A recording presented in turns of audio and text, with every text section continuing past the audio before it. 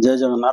नमस्कार प्रिय दर्शक बंधु, मु संतोष कुमार दास आपण मानक मोर channel Maharshi astro and vastu research centre को स्वागत जनाउछि। दर्शक बंधु, आज एपिसोड रे आमे आलोचना करिबा राशि चक्र रो द्वादश राशि मीन राशि विषय। बुझि पाले कि मु सबल पय कहिछि कुंडली रो आपण प्रथम घर ऊपर घरटा सबल पय मेष राशि। घर केबे राशि गुडा केबे चेंज हुए, लग्न अनुसार घर ना चेंज हुए। जो आप कुंडली आप देखिए 1 2 3 4 एमती लिखाई से गुड़ा सब लग्न हिसाब से लग्न घर को 1 धरा जाए, तापर द्वितीय घर तृतीय घर चतुर्थ पंचम एम सब ना दिया है ए घर नंबर सब दिखाई बुझिपारे कि किंतु राशि गुड़ा सब स्थिर थाए। ये घरटा मेष राशि, ए घर 5 लिखाई तो मैंने लग्न अनुसार ए घर 5 लिखाई तो किंतु राशि अनुसार 5 नुह। राशि माने 1 ठारू 12 जाए राशि गुड़ा सब संख्या। बुझिपारे कि ये जो ऊपर घरटा ये घरटा आपण जानतु एटा हला मेष राशि, वृष राशि, मिथुन राशि, कर्कट राशि, सिंह राशि, कन्या राशि, तुला राशि, वृश्चिक राशि, धनु, मकर, कुंभ, मीन एमते 12टा राशि थाए। बुझिपारे ये घरटा सब में मेष राशि। मेष राशि एगुरु मेष राशि धरी आपण आंटी क्लॉकवाइज गणि जिवे। बुझिपारे कि आ जो आपण कुंडली रे 1 2 3 4 से लेखा होता से गुड़ा सब लग्न हिसाब से। सपोज आपंकर कन्या लग्न ए घर लिखाए तो 1 ये 2 3 4 तेणु ये जो संख्या गुड़ा मुझे लिखी ये हूँ राशि मानक संख्या, ये घर संख्या नुह, ये राशि संख्या। बुझिपारे तेणु आम आज राशि चक्र शेष राशि द्वादश राशि मीन राशि विषय आम आलोचना करवा। मीन राशि व्यक्ति मान आकृति से रूप केमती आए देखा केमती आते प्रकृति केमती से प्रेम भाव केमती पारिवारिक संपर्क वैवाहिक जीवन यही 5टी विषय आम आज पार्ट 1 रे आलोचना करवा। बुझिपारे कि तेणु मीन राशि व्यक्ति मान से माने देखा केमती होती ना मीन राशि व्यक्ति माने मीडियम हाइट होता। बुझिपारे कि एमाने बेसी गेड़ा नुह कि बेसी डेंगा नुह, मीडियम हाइट ये जो मीन राशि व्यक्ति माने माने देखिया को मीडियम हाइट रहता। छाती गुड़ा बहुत चौड़ा चौड़ा चौड़ा छाती आउ चेहराटा टिके आपनकर मलिन वर्ण माने बेसी गोरा नुह, एमाने गोरा तो नुह कला भी नुह, श्यामल कलर गोटे पाउसिया गोटे लोक देखते पाउसिया देखा। बुझिपारे कि पांडुर वर्ण जहाँ कहते पाउसिया मलिन रंगर चेहरा है। आखि दिटा बहुत सुंदर। बुझिपारे कि आउ नाक टिके लंबा होइतबो, मुंडटा बहुत बड़ बड़ मुंड एमानकर बड़ मुंडिया को कहते है। आउ चुट्टी गुड़ा बहुत सुंदर चुट्टी, एमान चुट्टी के बहुत जा कहते गहल चुट्टी। बुझिपारे केश गुड़ा बहुत गहल केश, जन जन पतला केश थाए केश बहुत थाए है। आउ व्यक्तिटा बेसी हाइट नुह आउ बेसी गेड़ा भी नुह, तेणु एम देखा एमतिया होता एम रूप एमती होता है। एम प्रकृति केमतिया ना ये जो मीन राशि व्यक्ति माने है एमाने सबू परिस्थिति निज खाप खुई चलिए। बुझिपारे कि जिते बड़ समस्या आसू जहाँ आसू आज घरे खाया ना सी चलीजे, आज भल खाया अच्छी सी चलीजे, जेमितिया जगह गुहाड़े शुई पका से शोई पड़े, राजमहल शुवे से शोबे, सबू जगार एमाने एडजस्ट कर चलती, सबू जगार खाप खुई चली पारे। गोटे गोटे लोक अच्छा आप देखिए ये कौन एमती मुझे बसबिनी मुझे रही मुझे शोबनी किंतु आंकर से ये सब जगह जो adjustment is the pillar of success. आप जानते लाइफ रे सक्सेस किए हुए ना adjustment is the pillar of success. सफलता जे निजको एडजस्ट कर पाइला, निजको सब जगह एडजस्ट कर पाइला से लाइफ रे सफल हो। बुझिपारे कि आउ सबू परिस्थिति निज खाप खाई चली पाला से सबुथिरे सफल हो। आपन कोठी निजको एडजस्ट कर पारिबेनी, आपन चलिबे केमती, आपन सफल हेबे केमती, आपन पाठ पढाइबा हॉस्टल एक्जाम हॉस्टल आपन निजको एडजस्ट कर पारिबेनी, आपन पढिबे केमती। तेणु adjustment is the pillar of success, adjustment is the pillar of success. निजको एडजस्ट कर ये राशि व्यक्ति माने मीन राशि व्यक्ति माने सब परिस्थिति निजको खाप खाई चली पारिबे। आ एमाने भारी दयाशील, अन्यर दुख देखि पारिबेनी। बुझिपारे कि निजे खाइबे तो जी गोटे भिखारी पिला आसी मागे खाए, जी गोटे खाइबा मागे भिखारी पिला द्वार पड़े निजे खंड खाए थाली देवे ने खा। बुझिपारे आउ ये समस्त क्षमा कर दियंती, गोटे भल गुण समस्त क्षमा करदे, जेते बड़ शत्रु हो ये तो क्षमा करदे। बुझिपारे कि निज लोक मर्डर कर आसी से क्षमा मागिब ये क्षमा कर भारी क्षमाशील ये भारी दयाशील आ भारी बदान्य व्यक्ति माने ये जो मीन राशि व्यक्ति माने बुझिपारे कि आउ अन्य माने कौन आपको आघात देते प्रति कौन अविचार करते ये भूली जाती से सब मन रखते आम कौन मरिया जाए भूलुनि एमती कथा मत कही जीवन सारा मुँह कर कि सेमी नुहत एम भूली जाती किए हानि पहुंचीला किए हईराण करता किए गोटे खराब कर ये सेगुरा सब शीघ्र भूली जाती सब धरती है आंकर आउ गोटे भल गुण हूँ ये गृहपालित पशु आमर जी रही सब गोरु गाई छेली मेढ़ा कुकुर बिलेई जिते रही भारी स्नेह आदर करते बुझिपाली गोटे लोक देखिदे गोरु गाई की भारी भल पाती आउंसी दे खाଇବା दे घास दे एमतिया कुकुर बिलेई भल पाती बहुत एमाने बेसी गृहपालित पशु बहुत भल पाती है आउ एमाने कौन विषय रे कौन निष्पत्ति नवाकू बहुत डेरी करती है सडन कौन निष्पत्ति नि ना तेणु एमाने भारी रक्षणशील ये कौन विषय गोटे निष्पत्ति ने आपण 15 दिन दौड़ कौन है से कथा कहीदे भाई कौन दब मत ना तू रह व्यस्त ना कह तो कह रमतिया जमा गोटे निष्पत्ति मान ने भावी चिंती पूरा बहुत लेट निष्पत्ति ने है आउ बिहेव बहुत गुड मैनर एम मैनर बहुत बढ़िया बुझिपारे कि समस्त भल व्यवहार एम दिखती समस्त को एम भद्र चित्त भद्र है बहुत भद्र लोक मैंने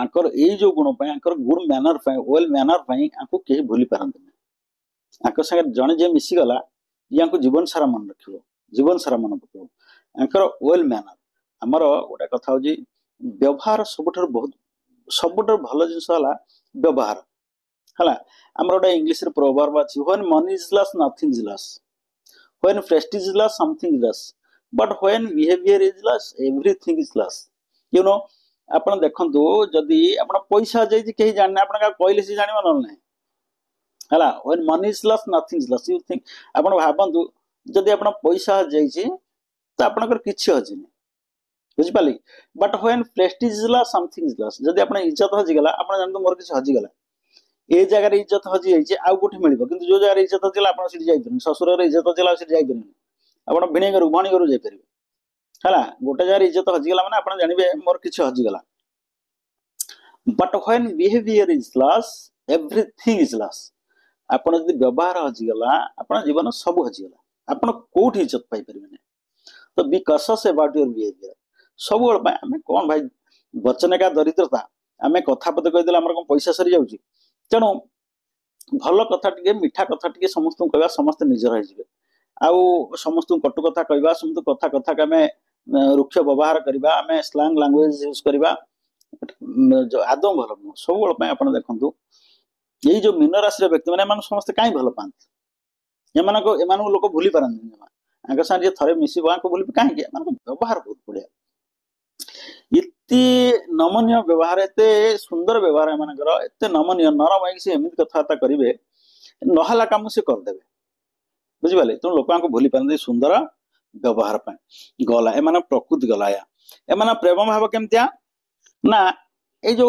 मीन राशि व्यक्ति मैंने बहुत रक्षणशील रक्षणशील कौन ना पुराणा परंपरा आमर पुराणा पद्धति युवा से सब जी आप देखते भल व्यवहार आमर आम विशेषकर आम ओडिया लोक कथा कहूँ ओडिया लोकंकर 12 मासरे 13 पर्व आमर बुझिपारे कि प्रति बारे गोटे ठाकुर बार प्रति बार रविवार ठारू पुणी शनिवार जाए रविवार प्रति बार हूँ ठाकुर बार 12 ओषा 13 पर्व आम ओडिया घर संस्कृति आम ओडिया घर परंपरा ये विश्व तो छाड़ भारत भी विरल ओडिया खाद्य टिके आपण जोठी जातु ओडिशा छाड़ी जोठी जातु ओडिया खाद्य कोठी ना मुझे राजस्थान अच्छी आम खाइबा आंक खाइबा आकाश पताल फरक आम खाइबा ओडिशा खाइबा कोठी ना मुझे पखाड़ ये मैंने पचारे पखाड़ कौन है बोल पखाड़ कौन पखाड़ थरे गले आम गोटे पखाड़ सांगे 6 प्रकार आइटम थुआ हम आम पखाड़ सांगे 6 प्रथम तो रुटी सांगे आ गोटे आड़ू सड़ू कौन आचार पचार आड़ू सड़ू लगे खाईदेल आमे भाई आम बड़ ठाकुर सी तो 60टा व्यंजन ना 60 पौटी ना से खाइबनी आम ओडिया लोक खाइला वाला आमर आम संस्कृति आम व्यवहार आम परंपरा सारा विश्व को सारा भारत रे विरल बुझिपारे ओडिया संस्कृति ओडिया परंपरा भगवान करते पुणी के जन्म से ओडिया घर जन्म तेणु आम परंपरा आम ऐतिह्य आम संस्कृति ओडिया निरल विरल कोठी ना तेणु यही जो मीन राशि व्यक्ति मैंने एम कौन सी संस्कृति की परंपरा को व्यवहार को शालीनता को ये सब जाबुड़ी धरी था बुझिपारे कि तेणु आधुनिकता को ये एत शीघ्र आपणई पारती ना आमे छाड़ पिला जहाँ कर आजिकल पिला से जहाँ कर ये सेम ना आंक पुओ झुओ ये पंजुरी रखला बेले रखिए छुआ को कथा क्या शिखला बेले शिखेबे भारी संस्कारी कर पिला गुड़ा देखते भारी संस्कारी होते है आंक पाखे के हली पारे तेणु यही जो रक्षणशील माने बहुत रक्षणशील तेणु आंक पाखे आंक परिवार प्रायतः समस्त आपको डरती आडजस्ट हवा भारी कष्ट और आंक सागर जे रहा सी तो हो मनीष हो पूरा भल मनीष मनीष क्या पैसा जे रोजगार से मनीष मनीष जी भल व्यवहार कला है आ बड़ लोक आजिकल बड़ लोक आजिकल बड़ लोकर संख्या है जहाँ पाखे पैसा बेसी सी बड़ लोक अरे भाई बड़ लोक को पैसा बेसी जहाँ पाखे बड़ लोक कहते सी धनी हो पारे किंतु बड़ लोक नुह आम पढ़ुलु बड़ लोक जीवन बड़ लोक क्या कहला गांधी गोपबंधु सुभाष बोस आम बड़ लोक कहूलु बड़ लोक सी आजिकल बड़ लोक संख्या हो पैसा जहाँ पाखे सी बड़ लोक ये गरीब लोक ये से बड़ लोक केम से धनी हो पारे बट बड़ लोक नुह सी rich people but not a great people चिंता करूँ he may be a rich people but may not be a good people great people है तेणु से बड़ लोक बोले से धनी लोक हो पारे कि बड़ लोक क्या कहबा से बड़ लोक काम बड़ बुझिपारे कि जे समस्त भल करे समाज उपकार करे व्यक्तिर उपकार करे दुनियार उपकार करे मन दया क्षमा सहनशीलता सब गुण थब एवं गोपबंधु मिछर उत्कल मणि कहता निज पुआटा पड़ी जर निज पुओ को छाड़ी से पड़े समाज सेवा करिया तेणु से बड़ लोक बुझिपारे कि तेणु आंक पाखे ये जो मीन राशि व्यक्ति पाखे जी सी भल मनीष गोटे ही बाहर बुझिपारे कि तेणु एमाने आधुनिकता को शीघ्र ग्रहण करें ना जेहेतु एम रक्षणशील है आउ सबुठ बड़ कथा मीन राशि व्यक्ति मैंने आखि बुझी आपण चरित्र उपर विश्वास करेंगे कहीं ना एम चरित्रटा को भारी जगी था चारित्रिक स्खलन बिल्कुल ना जीरो जीरो चारित्रिक स्खलन अरे इच्छा कहार ना क्या गोटे भल पाया प्रेम करिया किंतु एमाने इच्छा थे माने चरित्र को देखते कहीं मत आंगुठी न देखा ये मीन राशि व्यक्ति मैंने बुझिपारे कि आपण आखि बुझी चरित्र विश्वास करेंगे ये चरित्र को भारी जगी था क्या कौटी एमाने खराब संपर्क क्या संगे प्रेम संपर्क क्या संगे रखा को पसंद करते पसंद इन द सेंस कौन ना एमाने इच्छा थिले भी ये फास्ट प्रायोरिटी दिखते क्यारेक्टर को आगे क्यारेक्टर देखते ना ये मो क्यारेक्टर खराब हो मत से पशिबार ना तेणु एमाने चारित्रिक स्खलन टोटाली ना आ सब बेले चाहती मो चरित्र सब ठीक रहू तेणु ये वैवाहिक जीवन बहुत भल रहे आजिकल स्वामी स्त्री भितर डिवोर्स हवा झगड़ा हबार मुख्य कारण हूँ परकिया प्रीति थर्ड पर्सन एंट्री युवा सब जिते थर्ड पर्सन आप देखो ये गोटे जिस ये गोटे सपोज आम गोटे देखा ये गोटे पटाटो गोटे आलू ये दी भाग केमी हम गोटे मझे गोटे पशि गोटे छुरी पसला कि पनी पसला काटिदेला दी भाग हो गला बुझिपारे कि तेणु थर्ड पर्सन जो पशु ये दी भाग करियाटा क्या मिसे दो तेणु सब ना उभय उभय बंडिंग ये दी जन बंडिंग थे आपको पनी की पशिला काटिक दी भाग करदेला कि छुरी पशिला काटिक दी भाग करदेला आंक बंडिंग फटेदेला तेणु सब चाहिए जो छुरी पनी आंकटू दूरे रहे थर्ड पर्सन कथा शुणे दाम्पत्य जीवन भल कटो सी जी भी हो आपणकर आम दाम्पत्य जीवन यदि शाशु मुंड पुरेला मो बो मुंड पुरेला मो बापा मुंड पुरेले भाई मुंड पुरेले मुंड पूरा कौन जदि आम स्वामी स्त्री खिटखाट कौन है तुम अपेक्षा कर रातिटा जाओ कल सकाल पुणी से मिसी जाए जदि ना बुझे दब कि सबू कथा तुम केची केची कर बड़ कर झगड़ा आउ कौन तेणु ଏଇ ଯୋଉ ଲୋକ ଗୁଡା କଣ ମୀନ ରାଶିର ବ୍ୟକ୍ତି ମାନେ ଏମାନେ ଚରିତ୍ରକୁ ଭାରି ଜଗିଥାନ୍ତି।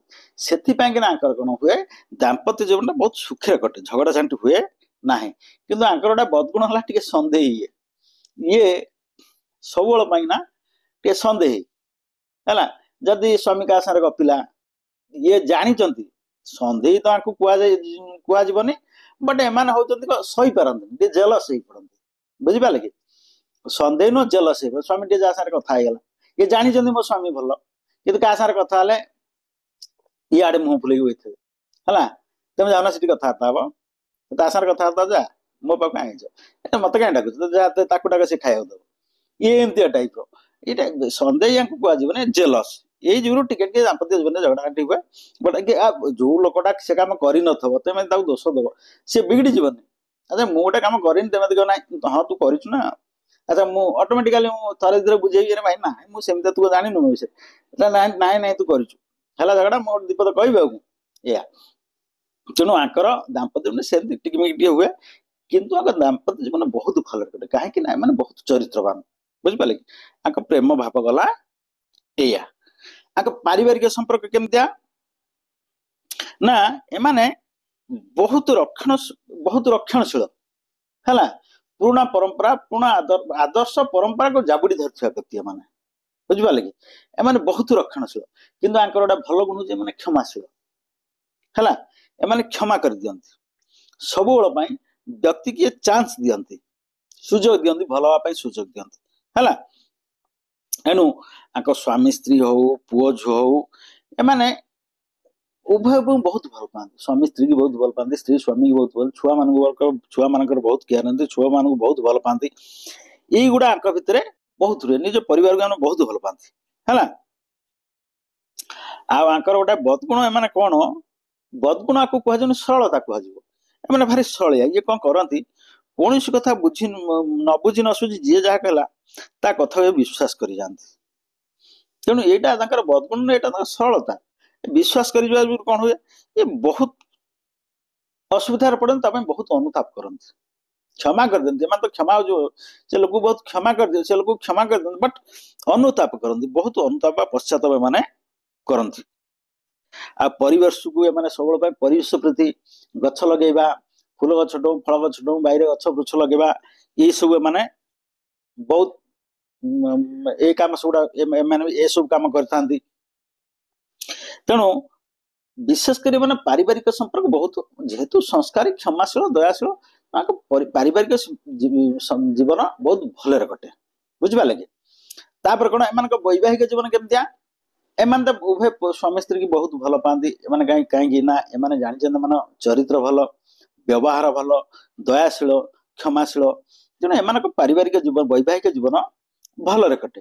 କିନ୍ତୁ ଆଉ ଗୋଟେ ଏମାନଙ୍କର କଣ ହଉଛି ନା, ଯଦି ସ୍ତ୍ରୀ କାହା ସାଙ୍ଗରେ ସାଙ୍ଗ ହେଲା ଇଏ ତାକୁ ସନ୍ଦେହ ଦୃଷ୍ଟିରେ ଦେଖିବେ, ସ୍ୱାମୀ କାହା ସାଙ୍ଗରେ ସାଙ୍ଗ ହେଲା କି କଥା ହେଲା ଇଏ ତାକୁ ସନ୍ଦେହ ଦୃଷ୍ଟିରେ ଦେଖିବେ। ଏଇ ଯୋଉଗୁଡା ଟିକେ ଟିକେ ଆଙ୍କ ଭିତରେ ରୁହେ। ବୁଝିପାରିଲେ କି? ତେଣୁ ସେ ତା ସାଙ୍ଗରେ ସାଙ୍ଗ ହଉଛି, କଥା ହଉଛି, କଣ କଥା ହଉଛି, ଏସବୁ ସେ ଟିକେ ଅନୁଧ୍ୟାନ କରନ୍ତି ହେଲା। ଅନୁଧ୍ୟାନ କଲେ ବି ଇଏ ସହିପାରନ୍ତିନି, ଯାହା ଫଳରେ ସ୍ୱାମୀ ସ୍ତ୍ରୀ ଭିତରେ ଟିକେ ଟିକେ ଖଟଖାଟ ହୁଏ। ତେଣୁ ବୈବାହିକ ଜୀବନ ପ୍ରାୟତଃ ଏମାନଙ୍କର ଭଲରେ କଟେ, କାହିଁକିନା ଉଭୟ ଜାଣିଥାନ୍ତି, ଉଭୟ ବହୁତ ଭଲ, ଚାରିତ୍ରିକ ତ୍ରୁଟି କାହାର ନାହିଁ, ବ୍ୟବହାର ଉଭୟଙ୍କର ଭଲ। ତେଣୁ ପାରିବାରିକ ସମ୍ପର୍କ ଏମାନଙ୍କର ଭଲରେ କଟେ। ବୁଝିପାରିଲେ କି? ମୀନ ରାଶିର ପୁରୁଷ